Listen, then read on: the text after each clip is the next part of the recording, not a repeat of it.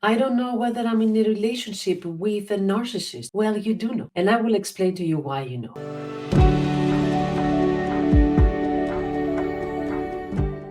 Hi, I'm Vasi Sardopoulou. I'm a psychologist and relationship therapist.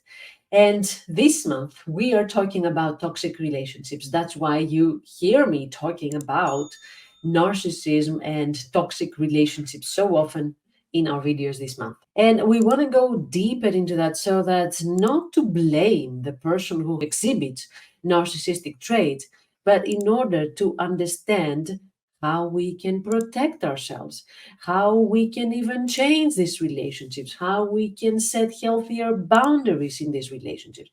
That's the only purpose of these videos. It's not to blame, it's not to divide people into narcissists and non-narcissists. And I will explain, I have explained to another video as well, that narcissism is a spectrum. We all have a part inside us that is related to narcissism. For some people, it's a tiny part. For some people, it's a big part. That makes a difference, not the narcissism per se. So we are talking about narcissism so much so that we can understand what it means to have narcissistic traits, what it means to actually have narcissistic personality disorder, which is a completely different case. So we want to understand more about narcissism. And specifically, since I talked about the narcissistic personality disorder, it's a mental condition characterized by a long-term pattern of exaggerated self-importance, of a sense of grandiosity and a constant need for excessive attention and admiration, and most importantly, lack of empathy for others. So it depends how severe then these symptoms are, so that we can say whether somebody has narcissistic traits and maybe we can work with that and maybe they can change, or somebody has narcissistic personality disorder and then change is even more difficult. So I will tell you 5 signs then how to recognize that you're in a relationship with a narcissist. When I say relationship, I don't mean necessarily a romantic relationship. Maybe you are in a relationship, in a family relationship, in a friendly relationship, any relationship.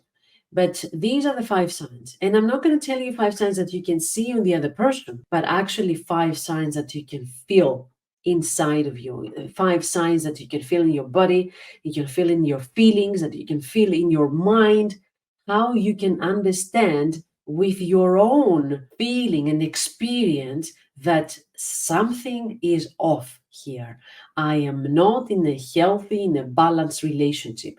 I am not in a relationship with an emotionally immature person. So, what are these signs? First of all, you feel often, that's the difference, often emotionally neglected. You feel invalidated. You feel unimportant. When you are sharing your feelings, when you want to share that you were hurt, when you want to share something vulnerable, either related to this person or not related, your emotional experience is invalidated by this person. This person, your partner or your friend or your family member, might dismiss your concerns. Oh, come on, you're overreacting. Oh, here it goes, the drama queen again. Or you're too sensitive. Or you're reading too much into that. So you see the dismissal. You see that you are feeling as if your emotions and your experience does not deserve their attention. On a deeper level, maybe there's something wrong with you feeling the way you're feeling. That's the subtle, or sometimes not so subtle, message. You are overreacting. You are the drama queen. Normally, people would not feel like that, but you are different.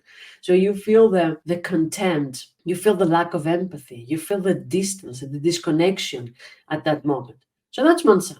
Another one, what you're feeling is that there's a little room for you. When you're describing an experience of yours, you're going to take a couple of seconds, but then they're going to grab the attention and they're going to go on and on and on about their experience, or how your experience was felt by them, or what was their contribution in your experience. So you see that it goes back to them. It's all about them.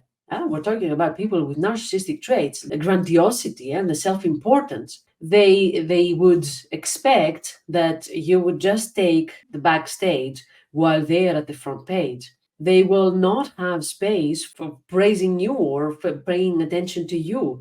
So that's another sign when their constant need for attention means that there's no space for you there. There's no space for your experience, for your feelings, for your needs. Another important sign is that you feel that you're tiptoeing all the time. You have to tiptoe all the time. You feel this constant tension, inner tension, the constant fear that I need to be careful what to say. I need to be careful what to do. I need to be careful because then it's going to backfire for me. And it does backfire. Sometimes when you say what you're feeling, then they will turn it around into, look how you made me feel now.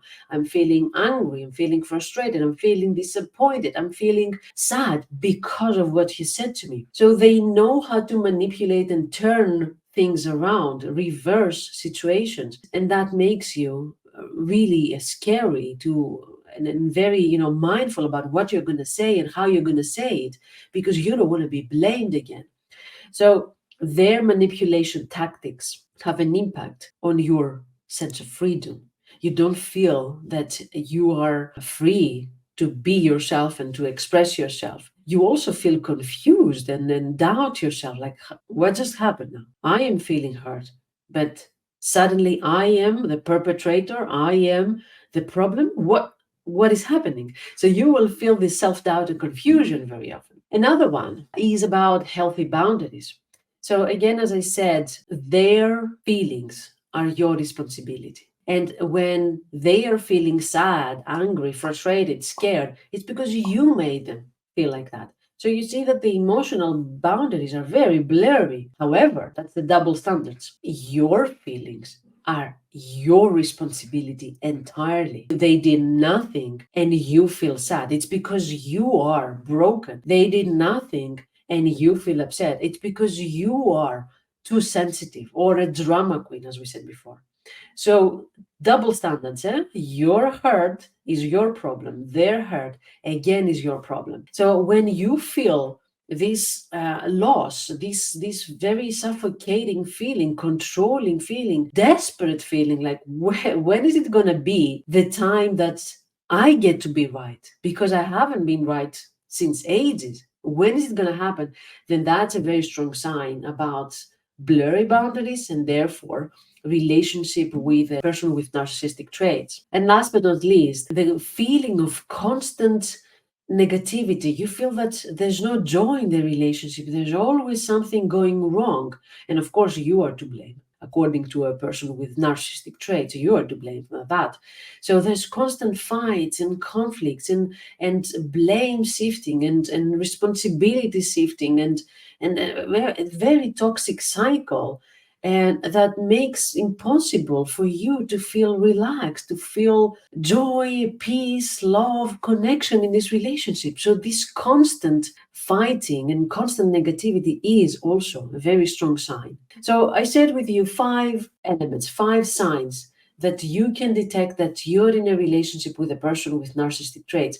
Signs that you can feel yourself. Trust your gut. If you feel strange, if you feel constantly scared, controlled, suppressed, responsible, guilty, that's a sign. That's a sign. So we need to take that into consideration. And normally I would say, like, seek for help. But there's a step in between being in this situation and seeking for help. There's something that blocks the seeking for help. Being in a relationship with the person with narcissistic traits for a long time makes you doubt of whether it's their problem.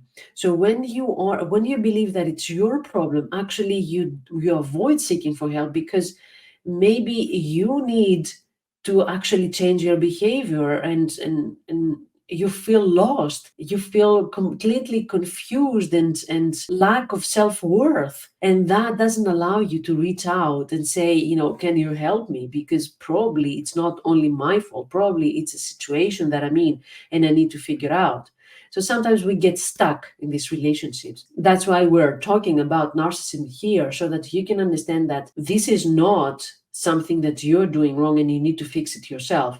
You need to actually remove yourself from the situation and have an external observer seeing what's happening and giving you advice and support. But most of all, I would also like to encourage you to practice self-care and practice talking to other people, practice seeking for social support, social comfort from your friends, comfort from other people, seeking for other perspectives, other angles on this on what's happening on your experience, instead of just being locked and stuck into this perspective that it's me that has the problem and I'm so ashamed to talk about it to anybody. No, go out and talk to people that will give you another perspective. I hope it was helpful. Let me know your experience. Let me know your questions, of course, in the comments.